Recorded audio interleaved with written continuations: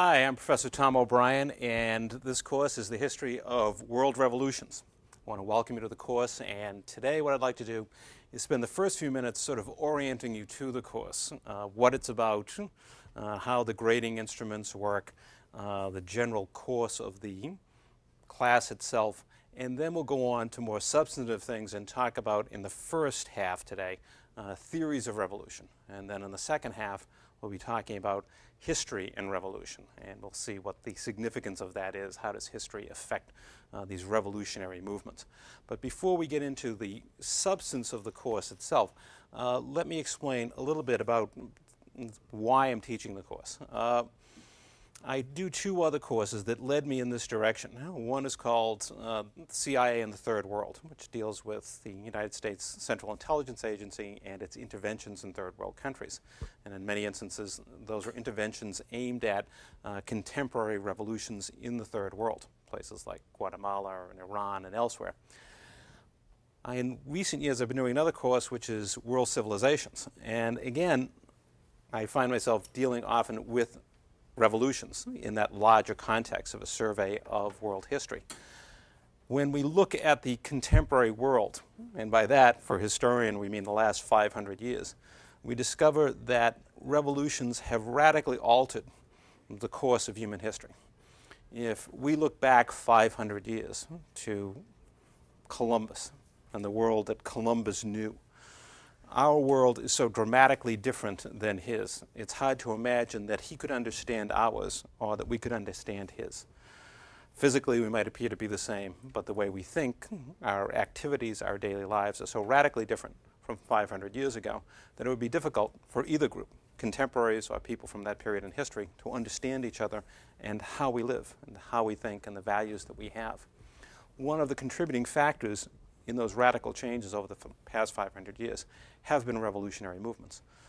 So one of the key reasons I'm so interested in this topic, and it is of such interest, is because it has had such a profound impact on human history, these phenomena called revolutions. At the same time, it has been argued in recent years that here, as we stand at the beginning of the 21st century and the end of the 20th century, that we're really at the end of the age of revolutions. That's been argued, and we'll talk about that during the course, that this great period of upheaval where societies were changed by violence, by mass movements, where they underwent rapid and radical shifts in power and structure, that period of convulsion, if you will, has come to an end. And that what we're facing is what one academic has called the end of history, because it's the end of revolutions. That from now on, what we'll have are really technocrats running the world, and that we won't see radical change. Is that true? We'll explore that here at the beginning, but mostly at the end of the course. But our main focus is to see how have revolutions changed history, and how have they changed human beings. And today what we're going to be talking about specifically is how do we try to understand revolutions? How do we define them? What kinds of explanations have been provided for why revolutions take place? And what does history play as a role in all of this in shaping revolutions? Those are the main things we're going to try to talk about today. But before we get to that, we need to talk about a few of the basics of the course itself and how it works. Again, as I've already mentioned to the people in class here, I'm going to avoid a lot of specifics. In other words, citing, titles of books that you're assigned, etc., because those may change over time. This tape may be shown any number of times, 10, 12, 15 times, I don't know. And with that, assignments may change. So specifics may change, but I'll provide you as much information as I can. And as far as knowing those specifics, whether it's exam dates, book titles, etc., the ruling document is the syllabus. The syllabus is prepared each time we do the course. This is the first time it's been done on TV, but each time it's repeated, there'll be a new syllabus prepared. So if there's anything that contradicts what I say right now on this tape in this session, in the syllabus, it's the syllabus that's correct and I'm wrong. Because if we change anything, I change it on the syllabus. So if I happen to mention something and say, well, that's not exactly what the syllabus says, whatever the syllabus has on it, that's what's correct. First of all, in terms of requirements for students, you've got three major requirements: 2 exams, and then a set of IDs that you have to do. As far as the 2 exams, they are essay-type exams, and you'll be answering questions that are essay-type questions. How that is structured, again, is spelled out in the syllabus for you, because, again, it may vary over time, but you will be facing essay questions. And no matter what may change, something that will not change is that those questions will be broad and general. I always ask questions that try to encompass as much of the material, whether I'm asking you 1 or 2 questions in an exam, as much of the material covered in the first half of the course or the second half of the course, I try to incorporate into just a couple of questions. So you have to think broadly when you think about answering these questions on the exams. For example, instead of just asking you about, well, tell me about the causes and effects of the Russian Revolution, I might ask you, tell me about the causes and effects of the Russian, Chinese, and Iranian revolutions. How are they similar? How are they different? So there we're taking 3 full tapes, 3 full lectures, and incorporating them into one question. So that you have to compare across a time span across very different types of revolutions. Or just talk about causes of revolution. What do you think are the major causes of modern revolutions? And we'll get into the distinctions here of early modern and modern revolutions in a few minutes. But pick 4 or 5 modern revolutions and compare them in terms of causes. So now, again, you're reaching across a whole series of examples of revolutions to draw your information from. And that will be consistent. And every exam, it's true of every exam I give. The questions are always very broad and general. They are not highly specific. Now, how do you successfully answer the questions? For that, there's 3 answers, because the grading assistant and I use the same basic standard for grading all exams, all right? And the standard is as follows, okay? 40% is based on analysis. Is the answer analytical? What does that mean? If I ask you, tell me why these 3 revolutions occurred, okay? Give me the causes. And you proceed to tell me about, well, this is what happened in the Russian Revolution. You know, the First World War broke out, and the Tsar was, a bit of an idiot. And along with the Tsarina, it wasn't much brighter. And then you had the Bolsheviks, etc. You list a series of events that occurred. Very good. You have a good factual knowledge of the Russian Revolution. But so far, you still haven't told me, why did the revolution occur? And what were the major factors that brought about? If you start saying, well, look, there was a regime that was an inadequate regime, could not properly administer the country and provide food and economic growth, fine. Now we've got a cause. Okay, that's one cause. The war. Okay, the war isn't just a fact; it's a cause. The war helped further disrupt and undermine the legitimacy of the regime because it was unsuccessful in pursuing the war. Okay, now we've got a cause. Now we're talking analysis. Now we're talking, why did something happen? If I ask you to compare 3 revolutions, and you write, okay, here's Revolution 1, Russian Revolution, here's Revolution 2, the Chinese Revolution, here's Revolution 3, the Iranian Revolution. And again, you recite a series of facts to me about this is what happened in the revolution. That's fine, but again, it's not comparative. You haven't told me, well, is the Iranian Revolution like the other 2? Are they entirely different from each other? If they are similar, what are the similarities? And again, the best way to answer that kind of question is to say, look, here are the commonalities, and I'll talk about them. China and Russia are both communist revolutions. They're both inspired by Marxist ideas. They're different from Iran because the inspirational ideas there were very different. They were drawn from Islam. All right, now we have a comparison. Now you are comparing things. If you simply list things literally from the 3 different revolutions, that's not comparison. So the first and most important, to me, part of the answer is, are you answering why and how things happened? Are you comparing things? Are you answering the kind of question that is asked? Because the questions that I ask are always, how did things happen? Why did they happen? Compare these different revolutions or these different phenomena. That's the first key.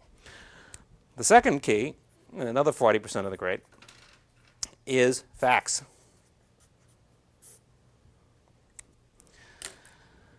You need facts to substantiate what you're saying.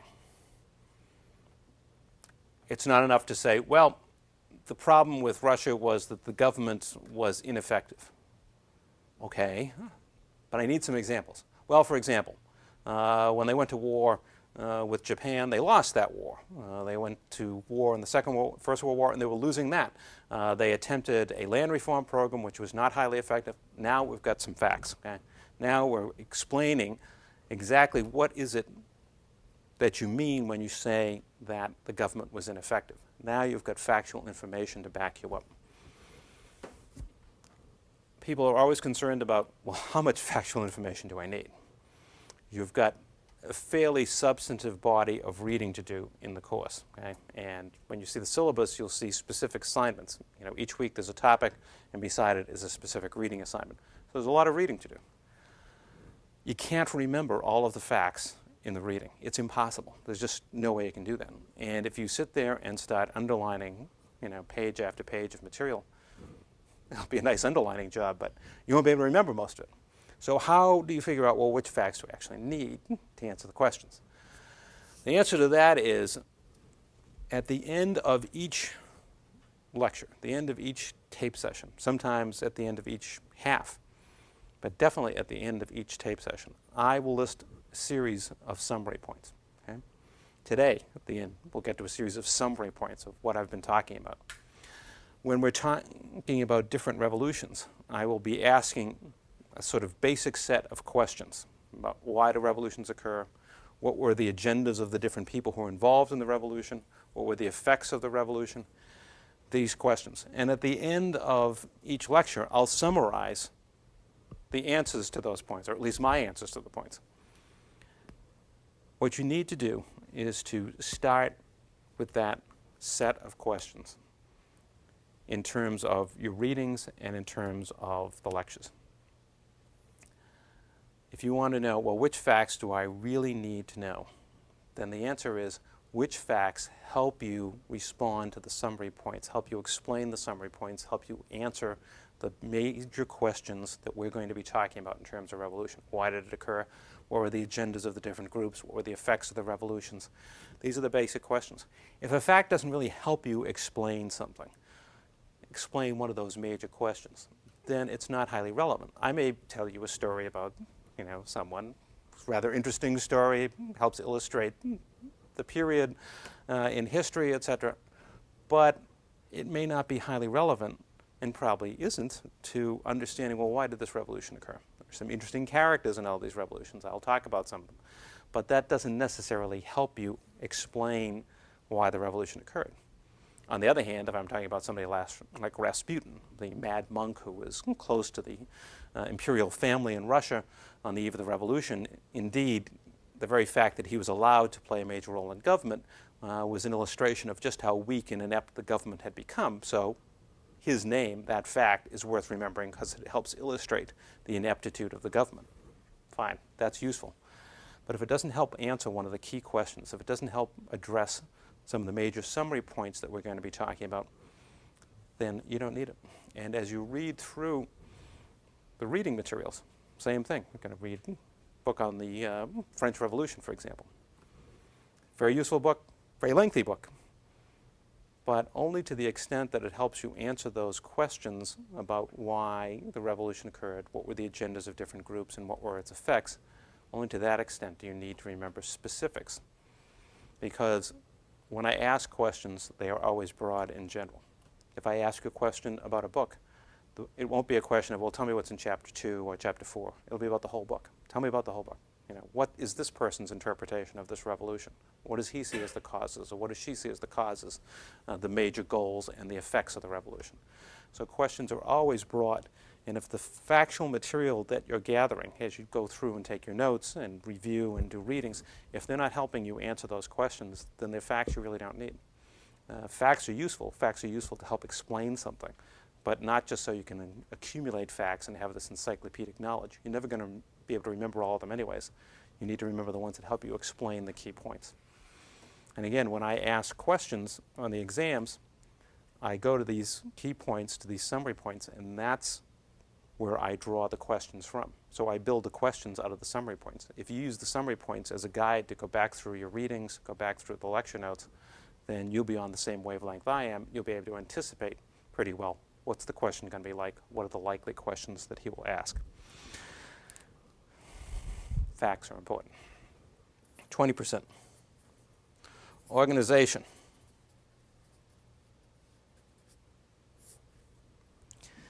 Is the essay organized?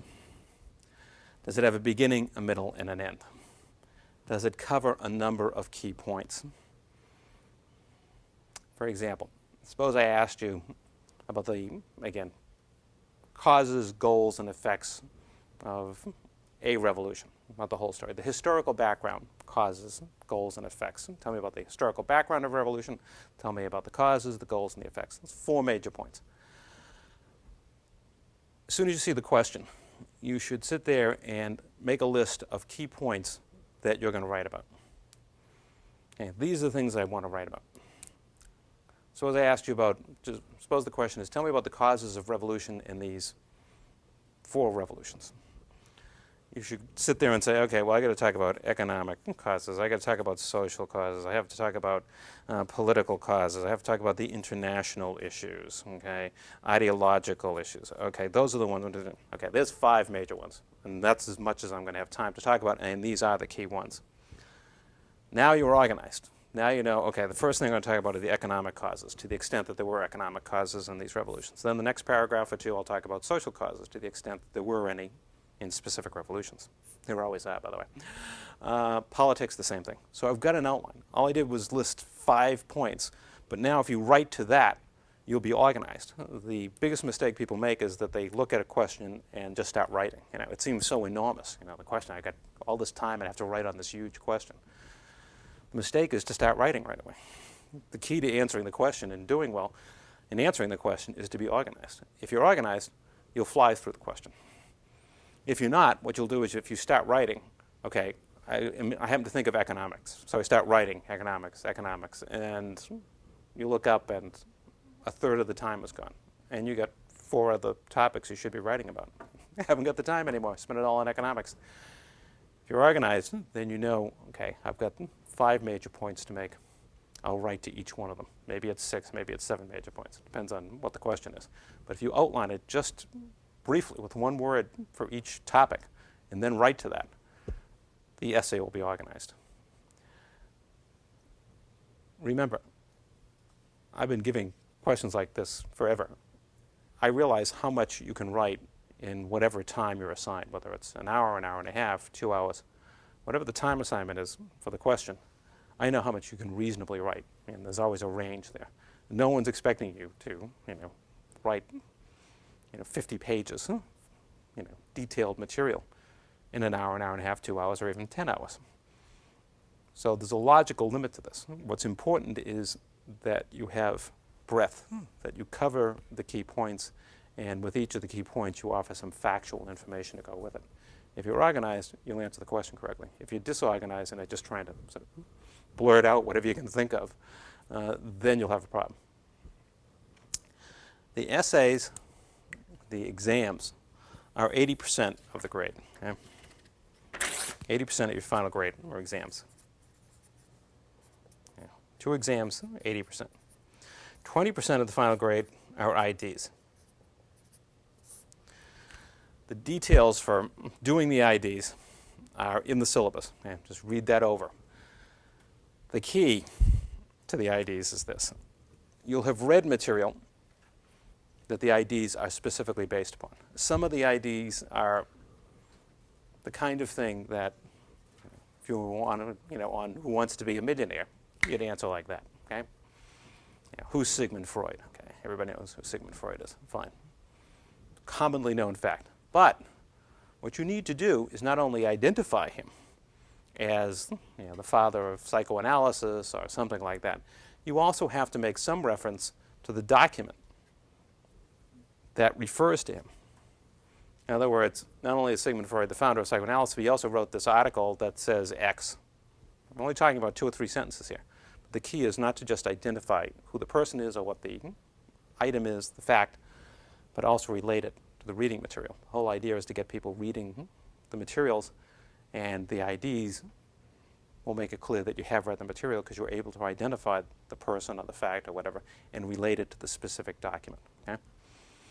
You've got half a semester to do the first set of IDs and half a semester to do the second set. So this is an opportunity, even if you feel, well, I don't do that well on essay exams. This is an opportunity to do well because you've got all the time in the world to develop these things. Just follow the directions in the syllabus and you'll be all set. Okay? It's an easy way to get 20% of your grade as long as you read the material and then write up the ID. You don't have to do it in haste. You get plenty of time to craft a couple of basic sentences to show I know who this person is or what this event is or whatever, and I can tie it to the specific document that's in the reading. Okay? So those are the exams. Those are the IDs. That's how to do well. Before the midterm, I will give a brief summary, as I will before the final, going over some of the key points, suggesting examples of questions that I ask. And it's easier to do that at the midterm than it is now because by then you'll have a lot of material to work on. And so when I give you examples, they'll be a lot more meaningful to you. So I will suggest the kinds of questions that I ask. That doesn't mean I'm going to ask those questions, but it gives you a pretty good idea of what kind of question exactly. When you talk about a general, broad question, exactly what kind of example are you giving? What can I expect to see on the exam? So I will give you examples. Dr. O'Brien. Yes? My question is, how many IDs are there? Well, this will be specific to this class, okay, at this semester, but you're looking at 5 IDs on each assignment, okay? There's 4 different sections you're going to do. You're going to do a total of 20. You'll do 10 for the midterm and 10 at the final, okay? So you do a total of 20. And they're the specific sections that you see in the syllabus. And let me emphasize again, that may vary, but for this class and this semester, that's true. Okay. It should generally remain true. But a total of 20 over the course of the semester. So you don't have a huge number to do.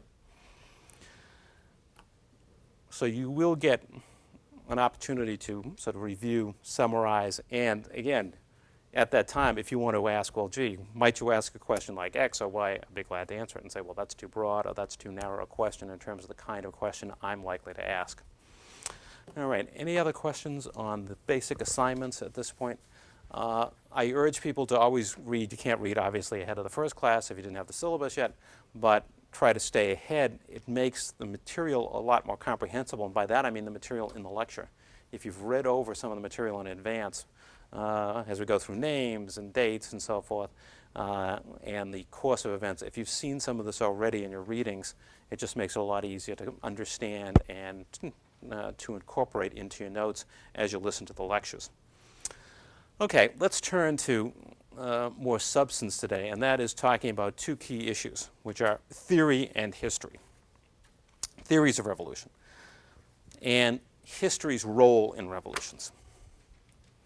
As I said, revolutions are important because revolutions have really radically altered human societies, human history over the last 500 years. But before we get into the substance of this and start talking about specific revolutions, we need to understand a little bit about what revolutions are, or what we think they are, and how different people have tried to explain them. First of all, the term revolution. When you say revolution to most people, they immediately think, okay, some kind of mass uprising, violence, radical change of government, most of which is true, most of which will be true in the cases that we look at. But in fact, the term didn't originate in a description of social upheavals. The other definition is the one that you've also heard, which has to do with the movement of celestial bodies. You know, the sun, the earth revolving around the sun, the planets revolving around the sun, etc. There's 2 radical different ideas here. You know, revolution, you think of an upheaval, something that's erratic, something that's a break from the norm. Yet that other term, revolution, suggests something that's normal, that's cyclical, that happens with consistency and predictability. This suggests something about the way people have looked at revolutions in the past. Specifically, if you think back to Thomas Jefferson, Jefferson talked about the fact that societies need a revolution every 10 years or so. Sounds like a radical idea. But back in the 18th century, and well into this century, people have believed that indeed revolutions were a valuable aspect of human evolution. So the idea that one would occur periodically was not only accepted by people in an earlier age, and even in our own time, in the 20th century, but it was even looked upon with some optimism that they would occur with some regularity, that this transformation of human society could and would occur. So these two very different definitions of revolution actually reflect a perspective that says revolutions are positive and revolutions should and do occur with great regularity. Something very different from interpretations, as you will see here at the end of the 20th, beginning of the 21st century, as many people are saying now, revolutions were bad, they were negative, and in fact, we're glad that we're past that period of violence and upheaval. And we'll come back to this issue later. But it's important to understand that through most of the period we're going to talk about, which is pretty much the last 500 years, people looked upon revolutions, or many people looked upon them, not everyone, with a certain degree of optimism, that they would bring change, and they would bring improvement. And if they occurred on a fairly regular basis, it was a positive thing for human societies. Now, types of revolutions. I've listed several here. The German peasant uprisings and the Sue-Go stance as types of revolutions that are relatively, and I emphasize the word relatively, spontaneous. That word is a bit misleading. But what I'm suggesting here is that these types of mass upheavals, the peasant uprisings in Germany in the 16th century and the Sue-Go stance, were kinds of events that had relatively little planning. There was always some planning, hardly any type of human activity on a large scale is totally unplanned, but relatively little planning. In other words, planning what we're going to do, that we're going to stage this uprising, and we're going to seize the centers of power, and relatively little planning about, well, this is where we're going. We have a specific idea of what society will look like 20 years from now as we reshape it. And these types of events were not totally unplanned, but they had far less conscious preparation and thought towards the future than the revolutions that we're going to look at. The revolutions we're going to look at have a lot more of a situation where intellectuals, the intelligentsia, as we'll talk about, have revolutionary visions. They have specific and biting critiques of contemporary society, and they have a vision of what society should look like after the revolution is over. Far more in the way of planning, ideology, than these other movements that I've described here.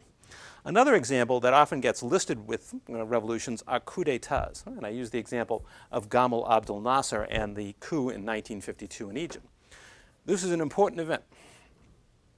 Had a great impact upon human societies in the Middle East. It helped develop the idea of Arab nationalism at a new level, and certainly dramatically altered Egyptian society, the overthrow of the existing monarchy and the establishment of a new, then military regime that had a very different agenda than the old regime. But it was not a mass movement from below that brought these changes. There was certainly popular support for what happened, but it was a military coup d'etat where the military simply intervened and toppled the regime. That, again, is not the kind of movement that we're going to be looking at and calling revolutions. We're looking at mass movements from below. They may have considerable amount of direction and forethought, but the fact is they envelop much of the population in this revolutionary upheaval where people become active participants in toppling the old regime and trying to shape a new one. Specifically, the kinds of ones that we're looking at are like the examples that I list here of the Great Rebellions, such as the ones in Russia and China and France. These are the kinds of movements that involve large numbers of people and that have considerable forethought to them as well as a vision of the future. And, particularly with these three, that have widespread impact upon human history, not only in their own societies, but in other societies as well. Not all of the revolutions that we look at will have that third criteria or that third characteristic, but many of them will. What are the characteristics of these revolutions in more detail? As I suggested a moment ago, we're looking at violent mass uprisings. large numbers of people involved in the toppling of the old order and the creation of a new one. And as you would expect, radical changes in the political system, in society, in the economy. Societies are very different after revolutions than they were before. Some people will try to argue the opposite. We'll talk about that too, that not much changes. But in fact, most of these societies are very different, let us say 20, 30 years, and indeed a century after their revolutions than they were before their revolutions. So radical change at all these different levels of society. Something that we'll get into in more detail later, in the revolutions that we're talking about, revolutions in the last 500 years, they are in part a product of the processes of modernization and westernization. This doesn't mean that these are the only forces that shape these revolutions, far from it. But when we look at and define modernization and westernization, we'll discover that indeed these forces played significant roles in all the revolutions that we're going to look at. And that modernization and westernization in some ways are just two different terms for the same phenomena. And again, we'll get into that in detail in a little while. Finally, I have a quote from Trotsky here because this, again, as I mentioned earlier, is perhaps the most compelling aspect of these revolutions. And that is what he describes this way. The most indubitable feature of revolution is the direct interference of the masses in historic events. What's so striking ultimately about these revolutions is that indeed, whereas in past human history we knew mostly about kings and emperors and queens, the very elite of society, because although human beings do shape their own history, no matter how humble their position in society, the fact is we heard very little from most of humanity through most of what is recorded history. They simply weren't on the written page. They weren't being really dealt with and talked about at any length, whether it was the Egyptian pharaohs or the emperors of China. We know very little about what they did and felt. But here, with revolutions, there's no doubt what the vast majority of people in these societies are thinking and doing and what they aspire to. Now, they may not all have common goals, but they're deeply and intensely involved in reshaping their history. They come to the forefront here, and this is exactly what Trotsky is talking about. Now, theories of history. Two theories we want to look at first are theories that deal with class and with the state. First, with class, Karl Marx. Now, when people talk about Karl Marx, almost inevitably they say, oh yeah, he was the guy that had this economic interpretation of capitalism and history. And they're wrong, because Marx's main interpretation is not economic, it's social. And if you don't understand that, you don't understand what Marx was talking about. And it's important because everyone who's ever looked at revolutions and ever written a theory of revolution agrees. One thing they agree on, nothing else. One thing they agree on is that Marx had the most complete theory of revolution of anyone. They may strongly disagree with Marx, but they agree with the fact that no one else has been able to encompass so much, to explain so much about revolutions in a single theory. Marx's theory is basically that human societies are shaped by what he called modes of production. How do people interact to shape their society, shape the physical world around them, and create economic goods? Yes, he's talking about economics, but that's only one part of it. That's the product. The key to him in explaining a society is what's its mode of production? How do people interact? And what are the specific examples he gave? He talks about slavery, feudalism, which is really tribute, tribute system where peasants pay tribute to the state, to landlords, and capitalism. Those are the three major modes of production. How do people interrelate with each other? Well, in slavery, it's very simple. Some people own other people and tell them what to do. Okay, go work in the field. You're my slave. In feudalism, it's the collection of tribute. It's the fact that peasants owe feudal obligations to a landlord, which may include participation in his army, but more importantly, paying a tribute, paying a portion of their labors and goods, services to the landlord. That's a tribute system. And finally, capitalism, where people relate to each other through the payment of wages. In other words, very simply said, I want you to work for me. I don't try to impose some kind of feudal obligation. I don't buy you as a slave. I simply say, look, I'll pay you $50, if you go fix my website, which you won't do unless it's $500. But that's how we relate to each other. Okay? There are other modes of production too. Kin relationships is another example, where people work together because of family ties. We talk about tribes, Africa, the Middle East, even in China, clans. These are kin groups, family groups. Why do I work for you? Because I have an obligation as a family member. You're my granduncle. You're also chief of the tribe, but you're my granduncle, and you have a right to call upon my labor. That's a kin group. These are different ways people relate to each other.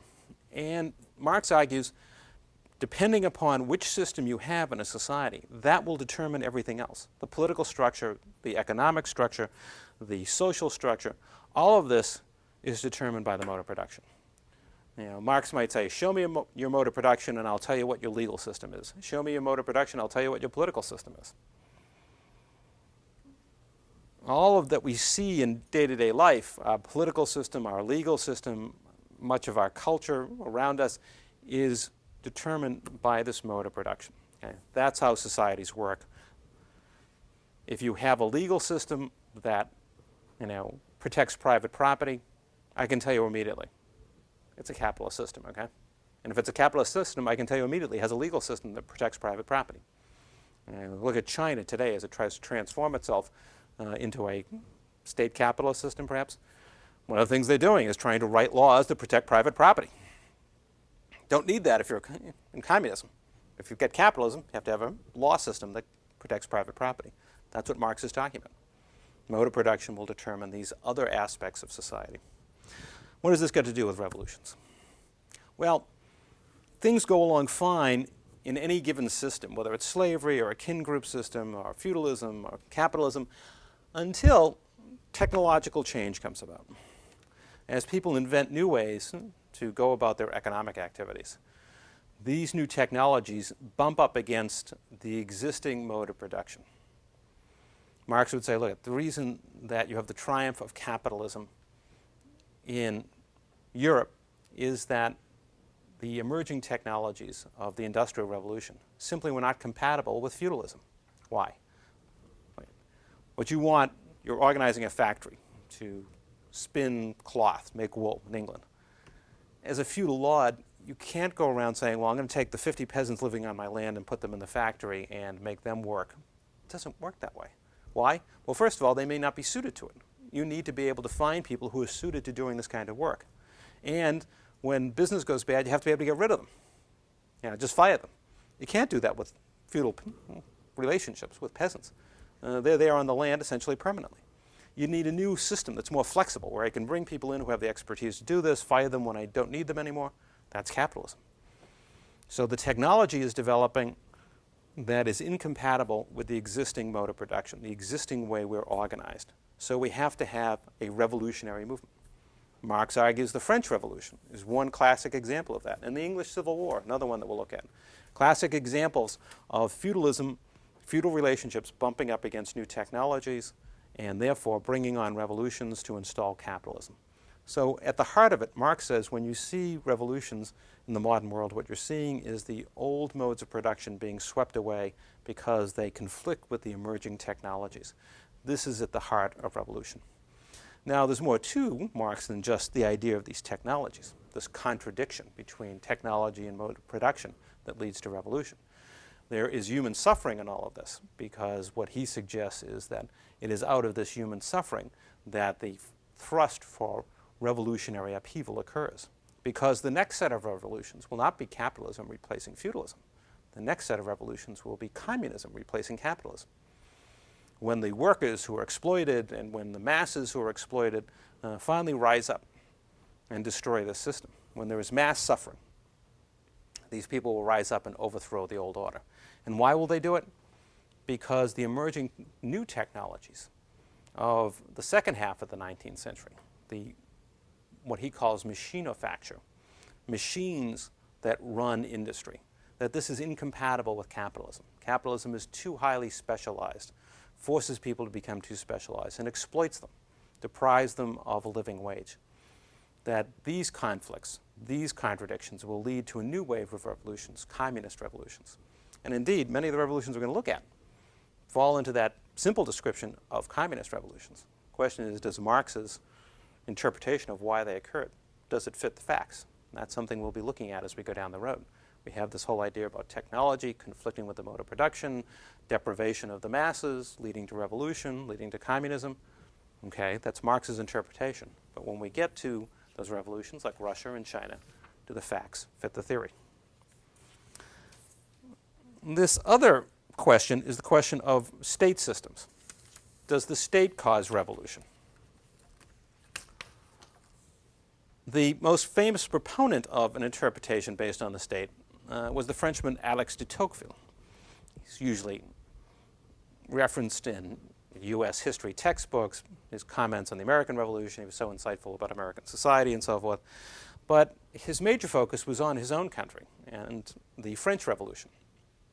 And his theory was this, that what caused revolution ultimately was the centralizing state, that a characteristic of modern history, the last 500 years, has been the attempt of states to gather more and more power to themselves, to take more and more power into their own hands.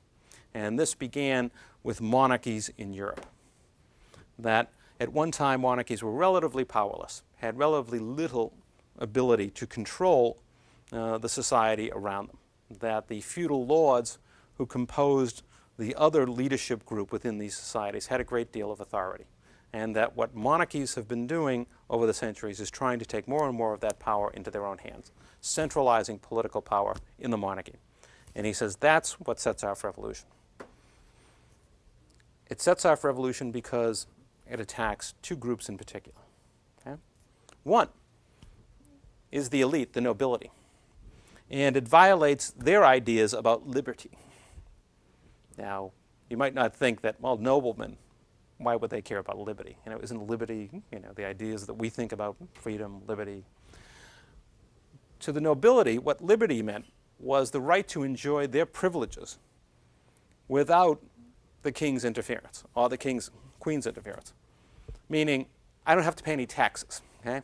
That's one of my privileges as a member of the nobility. That's one of my liberties. I'm free of those taxes. I don't want the monarchy forcing taxes on me. I want to protect my liberty. I have certain privileges. I have a right to be tried in a special court. Other people, commoners, there's a different set of courts for them. But I have a special court as a member of the nobility where I would be put on trial, and the trial of my peers, of course. I don't want the king interfering with that liberty. So on the one hand, monarchies were offending this group, members of the nobility, and trying to interfere with their privileges, what we would call their privileges, what they called liberty. The other group were the bourgeoisie, the rising middle class, the rising group of capitalists. Why would they object to a centralizing state? Well, it's not that they necessarily object to a centralizing state. What they object to is this centralizing state believes that it can do anything it wants with private property.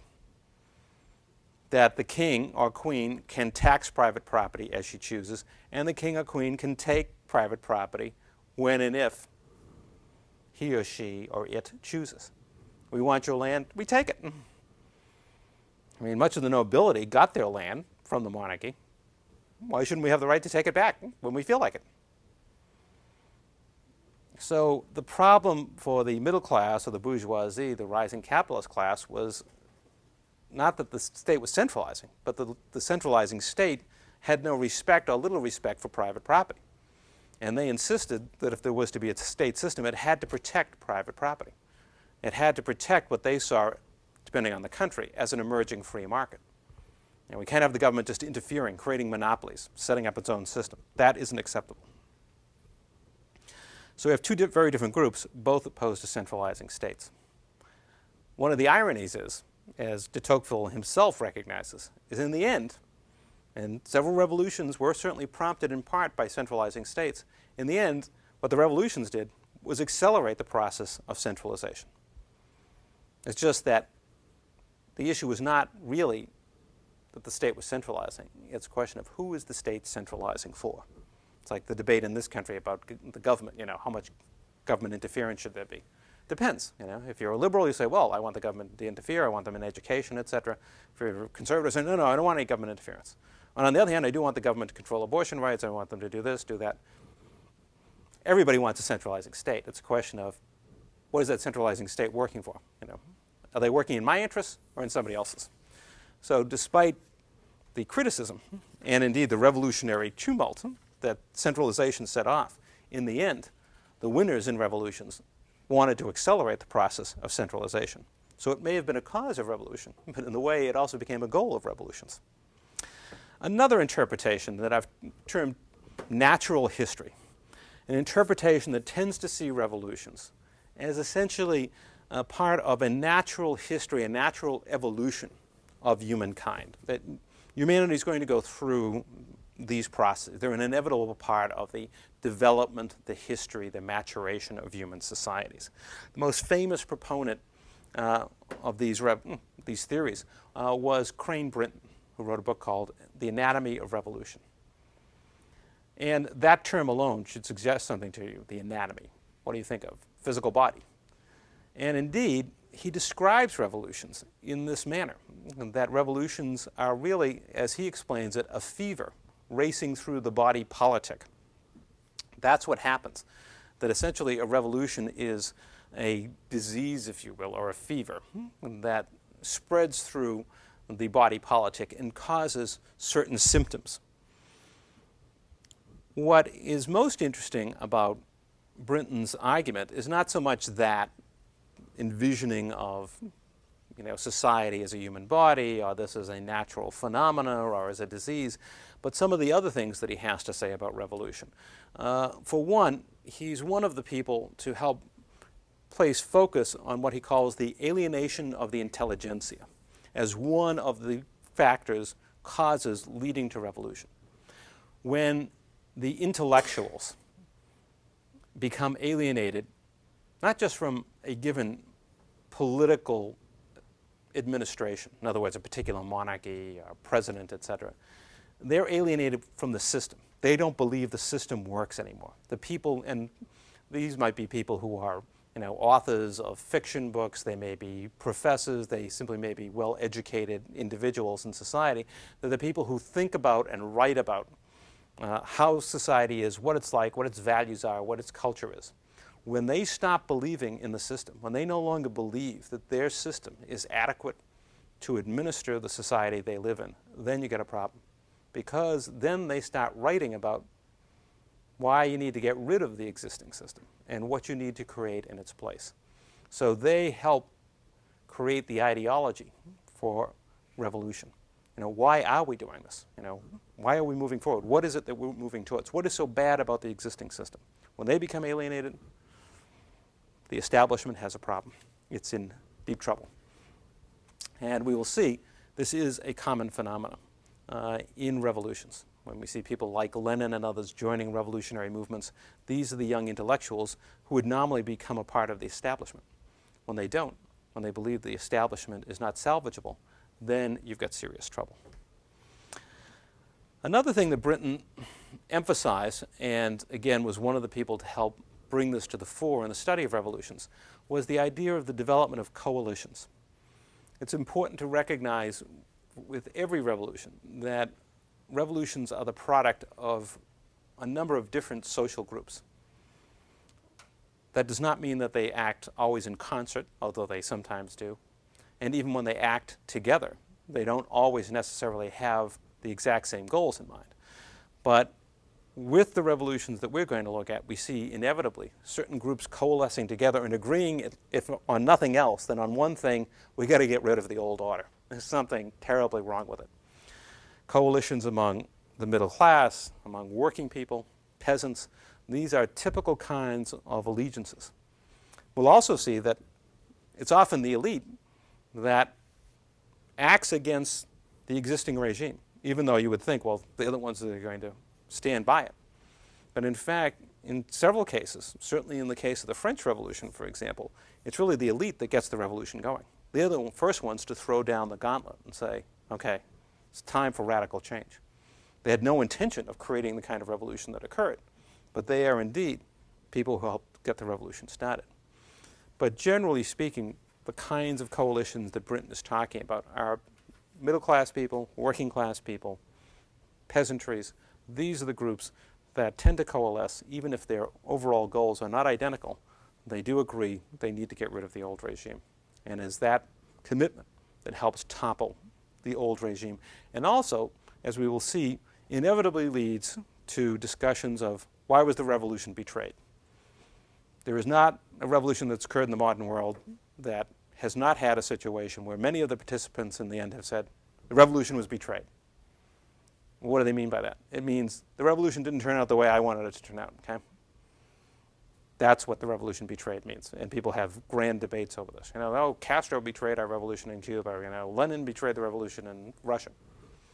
It's the people who feel that the revolution did not follow their agenda who believe it was betrayed. That is a reflection of these coalitions and the fact that people go into revolutions agreed on one topic of getting rid of the old regime, but they're often not agreed on what the ultimate agenda is, what the goals are. One other thing that Brinton is worthwhile for is the fact that he lays out what often, but not inevitably, turns out to be the sequence of the revolution, at least in very general terms. That generally, and again, does not apply in every case, as we will see, there is a transition in revolutions, starting with relatively moderate revolutionaries who first take power, who want some basic change, but not as sweeping as many others in the revolution. They tend to rule for a time, but then are displaced by more radical groups who have a broader appeal. The radical groups rule for a time, and then comes what is called thermidor, the reaction that sets in against the radicals, where the revolution seems to swing back towards the middle to institutionalize and stabilize itself.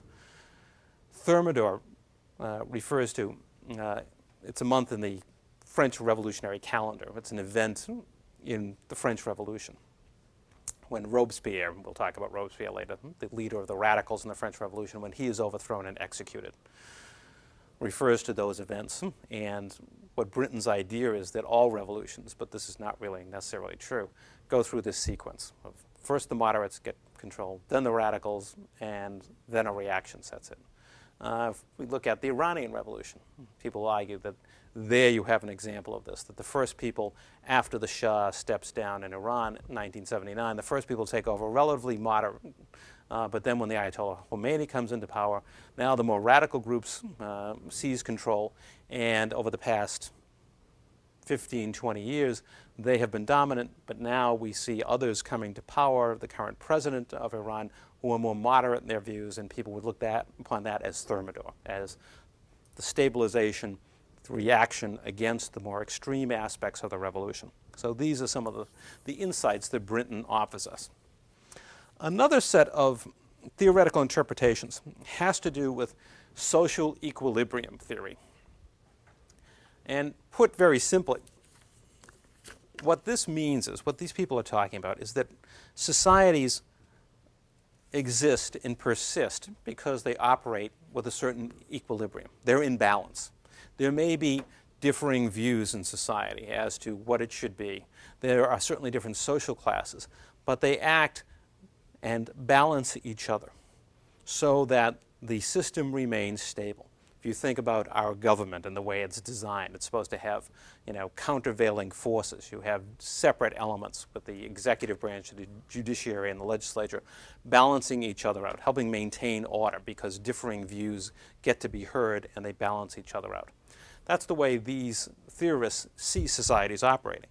And what happens with revolutions, if you're someone like Chalmers Johnson, is that revolutions are disequilibrium when the equilibrium disappears. Specifically, certain dysfunctions occur. Sounds very social sciencey. What causes dysfunction? An example here, industrialization. A society that is basically an agrarian society that goes through industrialization may be destabilized. The social order is changing. Mass urbanization, new elites coming to power who are not necessarily grounded in agriculture.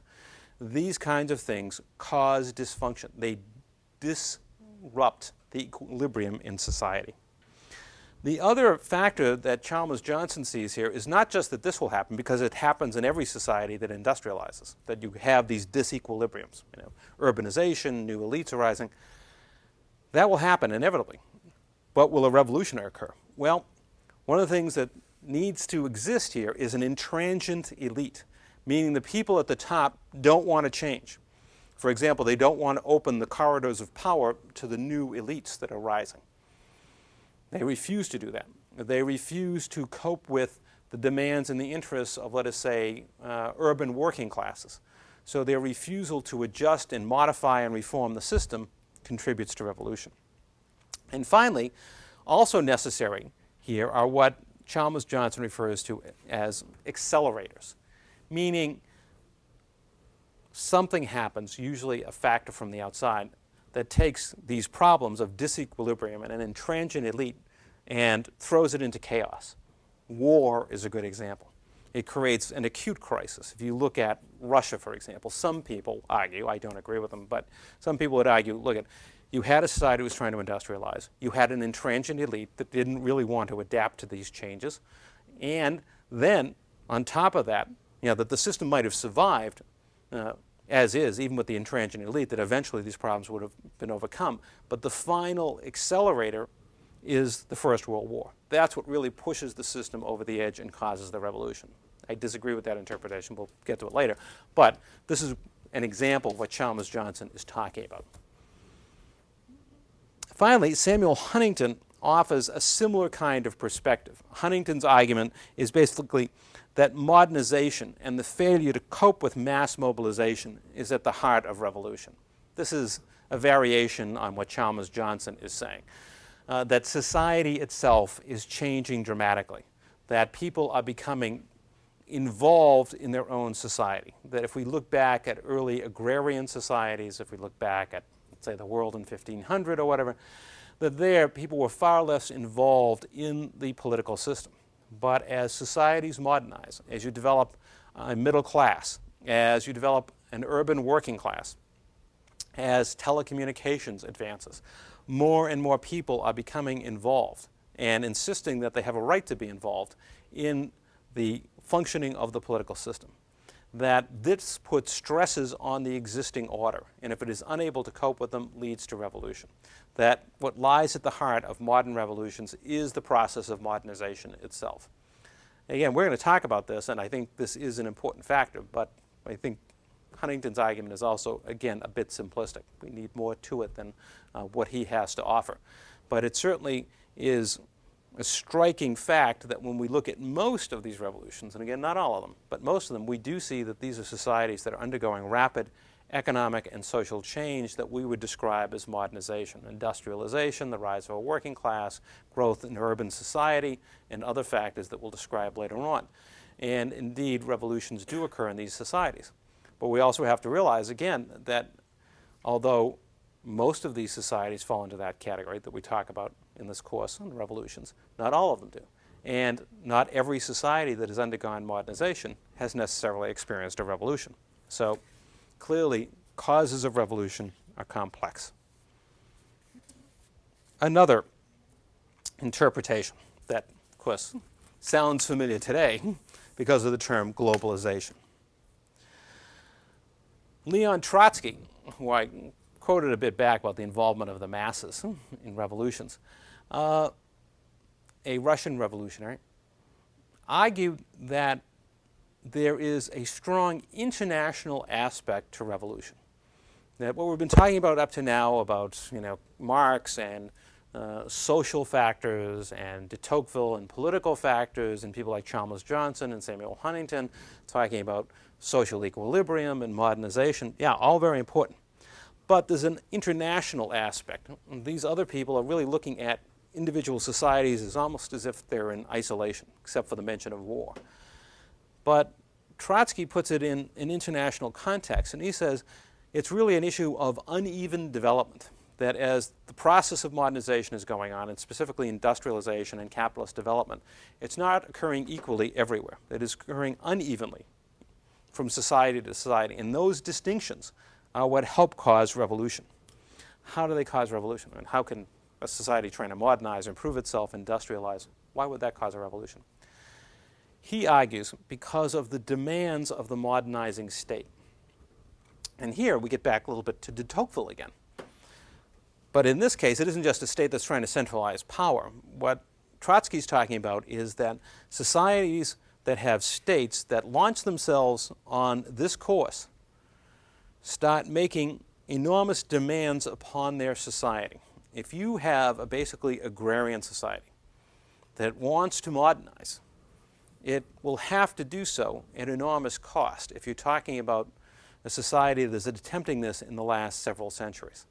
And if you look at the United States or Western Europe, you see modernization occurring really over, if you're talking about Europe, it's really over a 500-year period that this has occurred. But in the 19th and 20th century, you have societies that want to achieve that same goal, but do it in 50 years, not 500.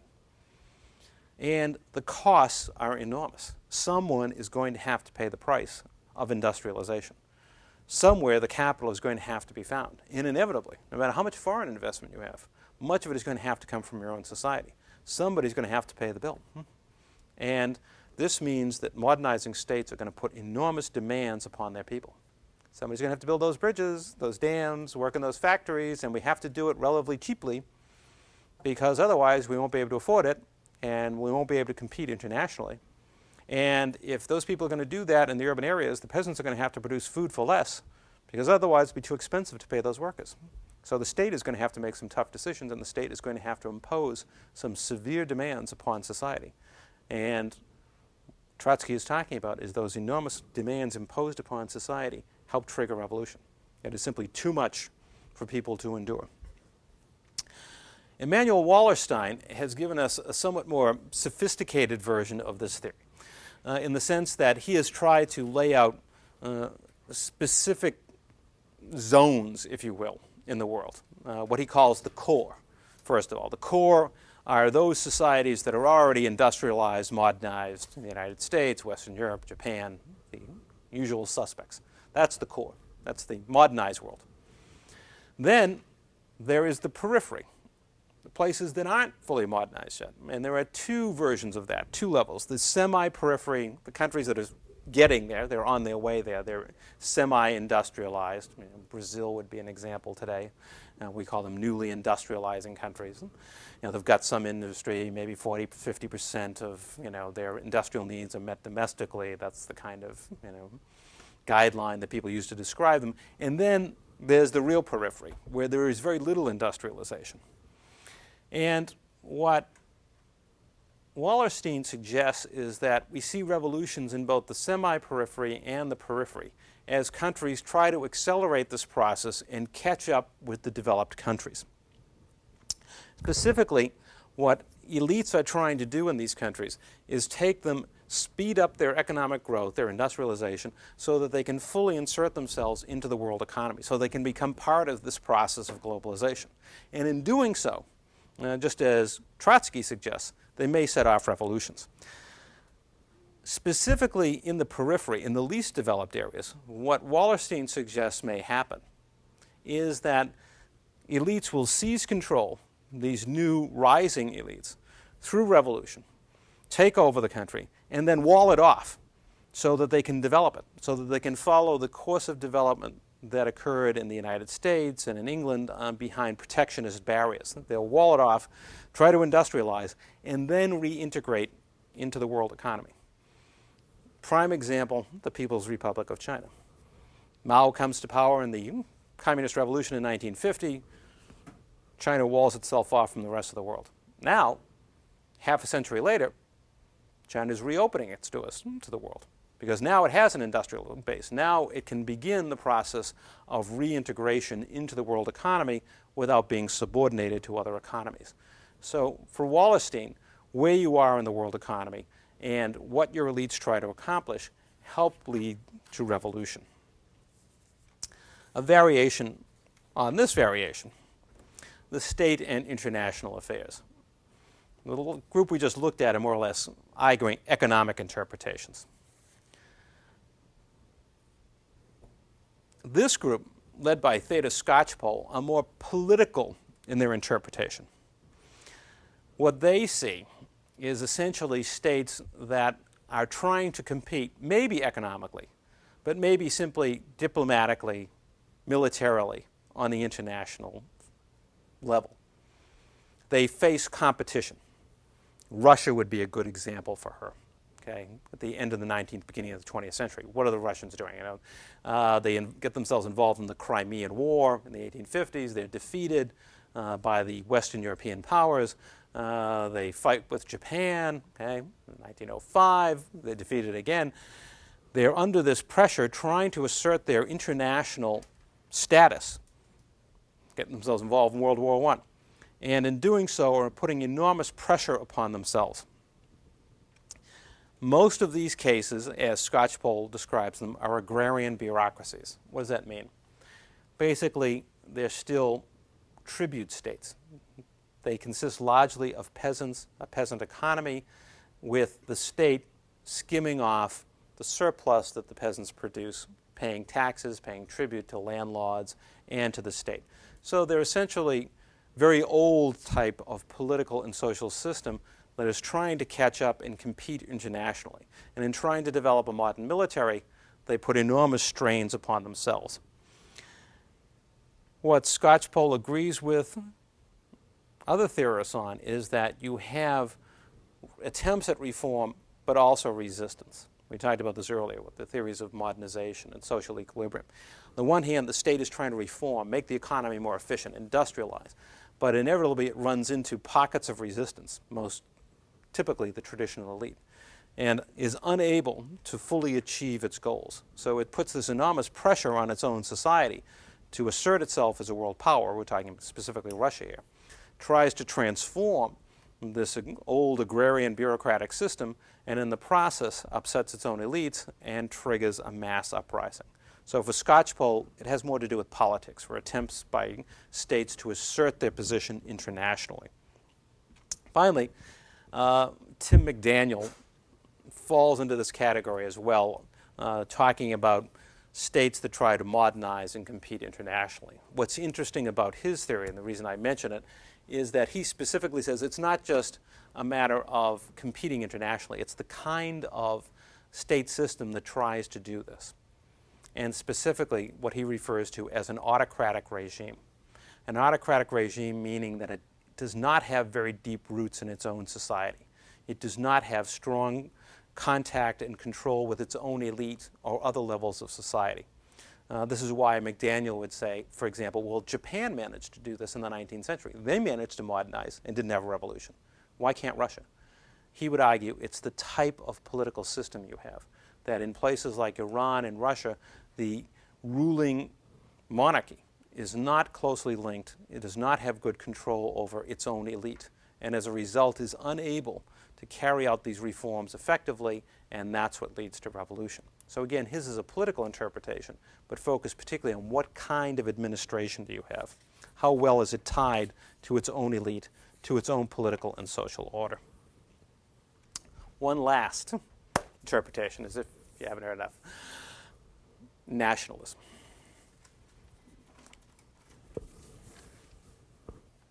After the French and American revolutions, which helped actually create the concept of nationalism, we will see a function of many of these revolutions, something that drives many of these revolutions, is nationalism. It's not just to overthrow the old order. It's not just to change economic and political structures. It's to create a nation. When we look at Vietnam, we look at China, the whole concept of shaping the concept of nation within the minds of people, that you belong to a nation. This is itself a revolutionary idea. Up into the 18th century, people did not think in these terms. Benedict Anderson, one of the theorists of this, argues that this happens because old universals are dying over the last few centuries. The idea of universal religions, Christendom, Islam, religions that encompass hundreds of millions of people. And as well multi-ethnic empires. The Austro-Hungarian Empire, for example, even the Russian Empire, multi-ethnic, involving all kinds of peoples. As these universals, these broad-based political institutions and religious institutions are undermined, people begin looking for a new sense of identity, sense of community. And it is the nation that becomes that sense of identity. That's what Anderson argues. So in many of the revolutions, what we're going to see as a driving factor is the desire to create a new identity, not just to change social and economic structures internally, but for people to emerge with a new identity, that they are citizens of a nation. And what particularly drives them in many of these cases is the fact that they've been dominated from the outside. When we look at Vietnam, we look at China, we look at Cuba, we're going to see societies that have been externally dominated, usually by European powers, sometimes by the United States. And in throwing off that external domination, one of the things they want to do is establish their own identity. So nationalism, particularly in 20th century revolutions, becomes an important driving factor. This effort to create, to establish an identity that really didn't exist previously. For people to think of themselves as this enormous community called a nation. This becomes a motivating factor in many 20th century revolutions. Okay, with all of that under your belt, or trying to put it all under your belt, what do we take out of this? Oh, I'm sorry, one last. Peasant revolutions. Peasant revolutions. One last interpretation. Barrington Moore is the most famous analyst of peasant revolutions. And to summarize what Moore has to say is this, that the profound changes that have occurred in human society, particularly over the last 300 years, result from the fact that peasant societies have been under attack, that the world is ceasing to be a collection of peasant societies. 500 years ago, 90% of the people on the face of the earth were either peasants or hunters and gatherers, okay? Basically living subsistence agricultural lives. Today, no more than a third of them are. This radical change is what lies at the heart of modern revolution, according to Barrington Moore. Specifically, and again, the argument would be, well, look, that's happening all around the world. Why are there only revolutions in some countries? Moore comes up with his explanation. What he says is that this happens when the aristocracy, when the landlords leave the land, okay? When they become renters, essentially. They move to the cities and say, okay, make sure the peasants keep paying me my money. And they leave peasants exposed to an emerging market economy where they have to produce food for the marketplace. What that means is this, that peasants are now under pressure not just to produce enough food to feed themselves and to provide some to the landlord, but now they have to produce for the market. They have to produce more and more food for urban centers and share whatever they make with the landlord. What happens is the old feudal order breaks down. The idea that the landlord protects these people, that they have a role in his landed estate, that he treats them like family, that is disintegrating and is becoming a strictly commercial relationship in which the peasant is exploited. This leads to revolution. Other methods of doing this, throwing peasants off the land, called enclosure, or simply taking wealth directly from them, those will not lead to revolution. But this particular mechanism, leaving them exposed to market forces and continuing to extract wealth from them, abandoning the old feudal order, will create revolution. Finally, James Scott, who has also looked at peasants and artisans and popular forces, raises an interesting point. Were these people, and the peasants certainly were the largest force in most revolutions we're going to look at, and artisans another group, craftsmen. Were these people reactionaries? Were they trying to go back to the old order, restore the old feudal order the way things used to be? Or were they visionaries of the future? Because communist revolutions were largely built on peasants. So are these visionaries of the future really being supported by reactionaries? Or do these people have a vision of the future? Are they truly revolutionaries? That's one of the questions we'll be dealing with during the rest of the course. Now when we come back, I'm going to talk about history and the role of history in revolutions. And then we'll go back and summarize the key points here. What are the main points to remember about theory and the main points to remember about history when we discuss that in the second half? The key here is that these are to be instruments that you can use to help understand the different revolutions. Not that you're going to be able to talk at length about different theories of revolution, but rather these are tools you can use to try to help understand the very complex set of events we're going to be talking about in all kinds of different countries. So look through these, look at the major interpretations, and see how well you can apply them as we go through the different cases that we're going to talk about. Which of these seem to you to be the most logical? Which ones seem to fit the facts most clearly? You'll have a chance to do that over the next 12, 14 weeks. In a few minutes, we'll come back with the second half of the lecture.